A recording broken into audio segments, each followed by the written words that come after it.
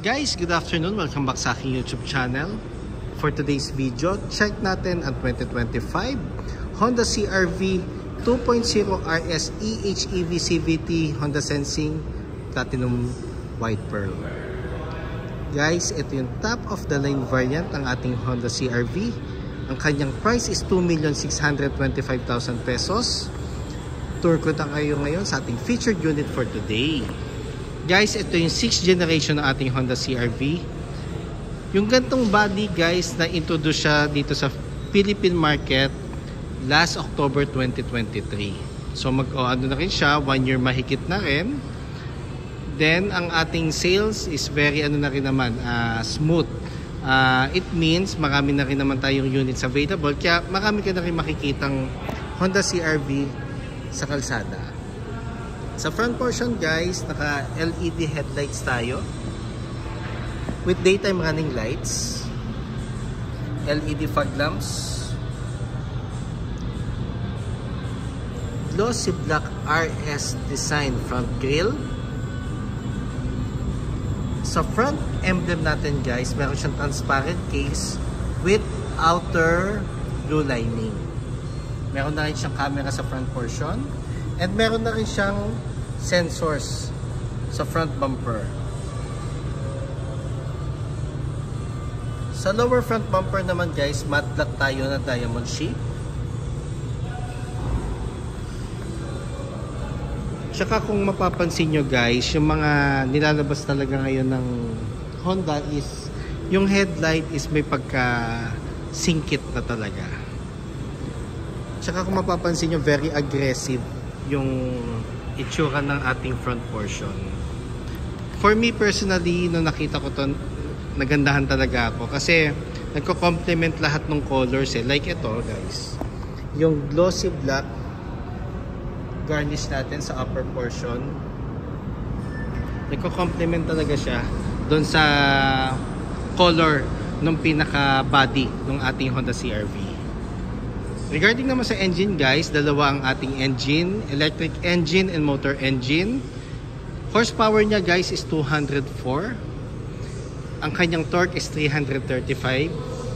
Powerful yet fuel efficient ang ating engine. Then equipped na rin siya ng Honda Sensing. Additional safety feature siya ng Honda for it promotes the right driving habit. Kaya yung mga medyo alam nyo na, mga pasaway dito, medyo maninibago kayo kasi itatama niya yung right driving habit nyo. Yun yung maganda ngayon sa units ng Honda. Dito naman tayo sa passenger side guys. Kung mapapansin nyo, yung fenders natin, body color na. Kaya mas malaki siya tingnan. Then naka 18-inch alloy wheels tayo guys, ventilated disc ang ating front brakes, MacPherson strut ang ating suspension naman sa harap. Ground clearance is 198mm. Door integrated side mirrors, side turning lights, nasa side mirror na din. Lane watch camera, then meron tayo 360 view pag nag-reverse tayo. Body color door handles with smart entry na rin siya guys. And kung mapapansin nyo guys, yung windows natin is malaki. And combination siya ng glossy black and chrome accents. Para mas maging premium ang itsura ng ating exterior. Naka-solid disc naman tayo sa rear brakes. Then multi-link naman ang ating suspension naman sa likod. Ulitin ko lang guys, ang size ng gulong natin is 18-inch, glossy black, alloy wheels. Sa top portion naman guys, naka-glossy black shark fin antenna tayo. Meron tayong roof rail, so merong mga nakaabang dyan just in case i-consider nyo magpalagay ng roof rack. And exclusive for the hybrid variant is yung sunroof. Dito naman tayo sa back portion guys. Sa back portion naman guys, syempre hindi mawawala ang signature vertical tail lights ng Honda CR-V. Glossy black tailgate spoiler. third brake lamp. Meron na rin siyang reverse camera. 4-eye backup sensor.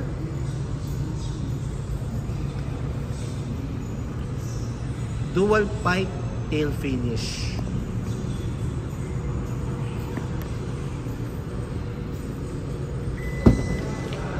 Naka-power tailgate na siya with hands-free assist. So pwede nating swipe yung ating paa, basta dala natin yung smart key sa pinaka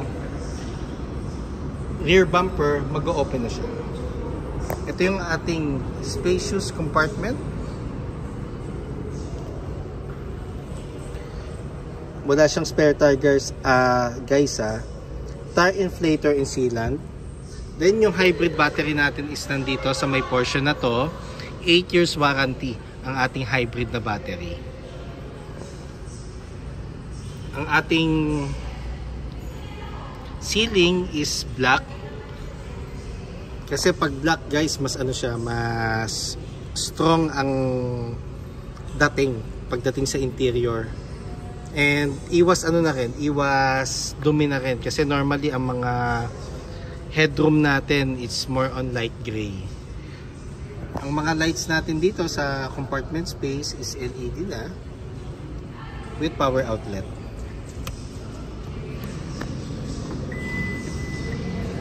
Dito naman tayo sa passenger side, guys. Ay, sorry, sa driver side.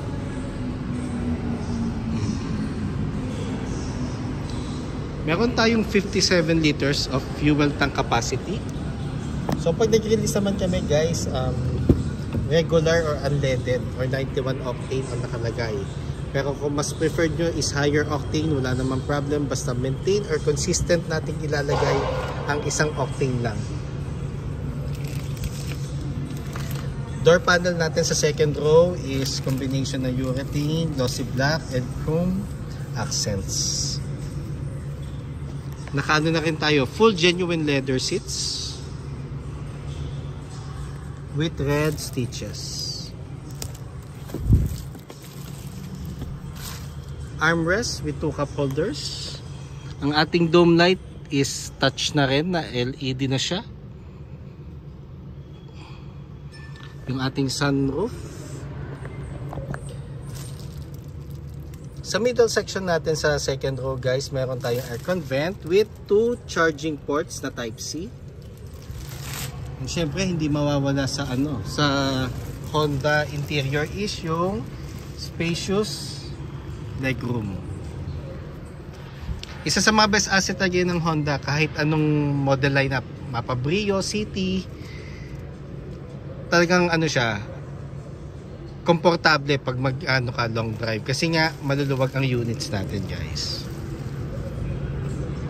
Quick review lang, guys, at kung mapapansin nyo, guys, ang mga releases natin ngayon is almost lahat hybrid kasi nga nandun na tayo sa transition na it's more on na-introduce na sa market, sa Philippine market, guys, yung hybrid technology and yung mga full electric technology. Kaya lang as of now, nasa hybrid variant pa lang tayo. So, in the future, possible naman maglabas ng full electric din ng Honda. Pero as of now, focus muna sa hybrid and mechanical engines. Dito naman tayo sa door panel ng driver side. Nandito yung buttons natin. Power folding side mirrors. Adjustment ng side mirror. Ito yung knob. Central door lock, window lock, and window switches. Power seats na, guys, ang ating front seats, pero ang difference ng driver side, meron siyang lumbar support.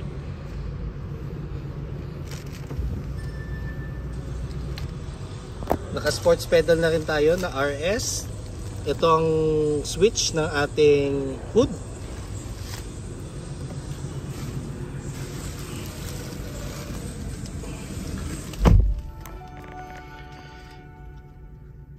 Sa harap naman, guys, naka full digital instrument panel na tayo.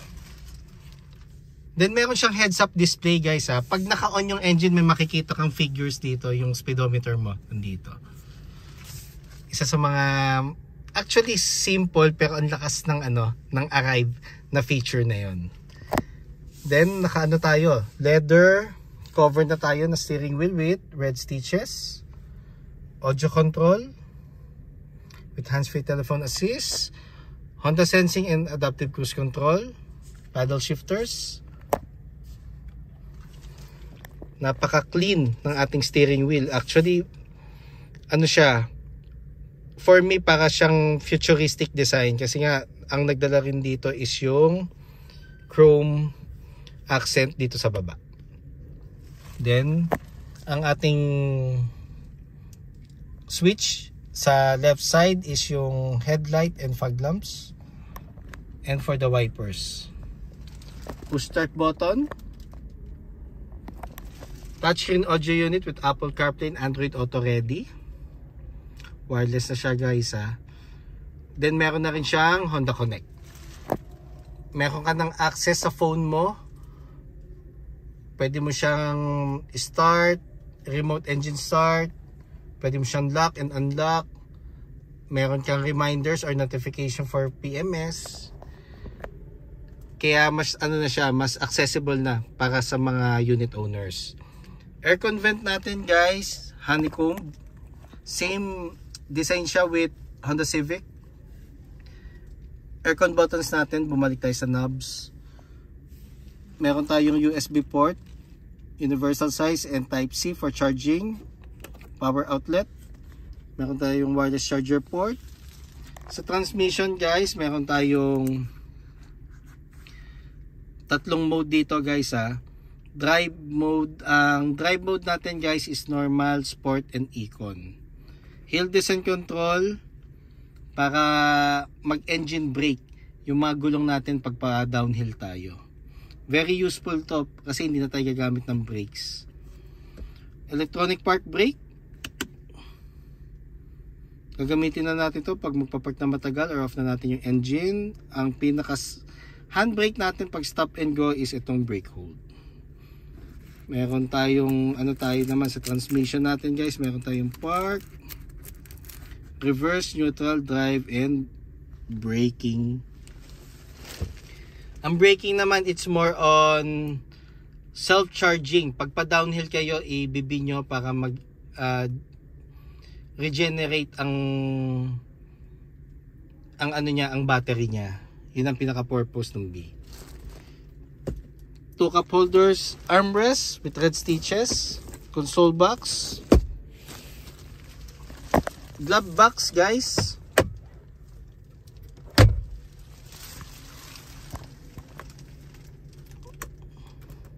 Ang ating map light is LED na rin. Buttons for the sunroof. Visors with vanity mirror and meron na rin siyang ilaw.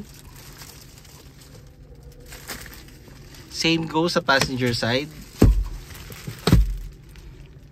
So guys, quick review lang naman. Just in case you have any concerns guys regarding cash discounts, bank displays, test drives, parts inquiries or service appointment, feel free to call or text 0906-386-8937 or visit me at 598 EDSA Balintawak, Caloocan City, and look for me guys, Ross Oliver Cruz, ang inyong friendly sales manager here at Honda Cars Balintawak. Looking forward to meet you here guys and render my services to you. Kindly subscribe na rin pala sa aking YouTube channel para maging updated sa mga susunod na videos. And pa-follow na rin sa aking Facebook, Ross Oliver Cruz, and aking Facebook page, Honda Cars Balintawak Best Deals by Ross Oliver Cruz.